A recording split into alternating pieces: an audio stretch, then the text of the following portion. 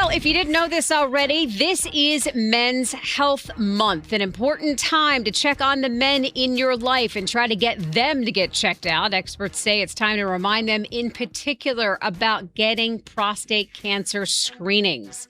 Research shows it continues to be the most common cancer among men. Second leading cause of American men dying from cancer is prostate cancer. Well, joining us live to talk more about this is Dr. Chile Ahaghotu. He's a urologist and chief medical officer at MedStar Southern Hospital Center. Dr. Chile, thanks so much for being with us. We appreciate it. Thanks for having me. So we hear a lot about how common prostate cancer is, especially for black men. What does the risk actually look like in real numbers here? So in real numbers, African-American men have a 2 to 4-fold higher risk of being diagnosed with prostate cancer in their lifetime compared to other ethnic groups. So it definitely is more prevalent in men of African descent. It is likely that anyone could develop prostate cancer by the age of 70 or 80. And so it is definitely the most prevalent cancer diagnosed in men in the United States. Dr. Chile, explain for people, I'm hoping that the tide is changing and that you are seeing more men come in on their own and try to get these initial screenings, but it is difficult still to get men to say, hey, I got to get the colonoscopy, I got to get the prostate cancer screening. Why do you think that is? So it's multifactorial, and I think it's driven by a lot of historical concerns regarding what is actually involved in doing prostate screening.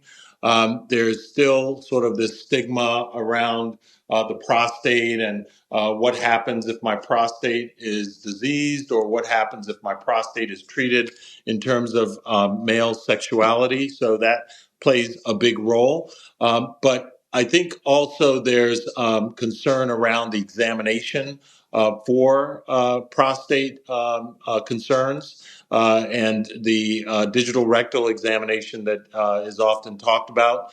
But there are newer technologies that actually allow us to examine the prostate without necessarily always having to do that particular part of the examination.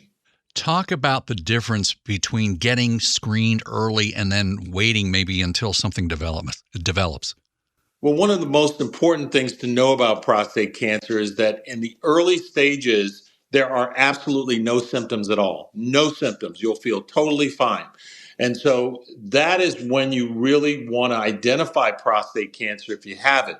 And the only way to do that is by doing what we call prostate cancer screening, which involves two things. One is a simple blood test, and the second is, as I mentioned, the digital rectal examination. But because of new imaging technologies and the sensitivity of the blood test, if someone is really against doing the DRE, you can still get a lot of information from doing that PSA, which could also trigger some other x-rays that could help to identify prostate cancer. What are you most encouraged about when it comes to research and trying to get a handle or a better handle on prostate cancer and a better survival rate? I think the fact that screening is increasing in prevalence and there's more awareness about prostate cancer, and people are engaging in those conversations with their caregivers. I think that's a very encouraging thing that we're seeing.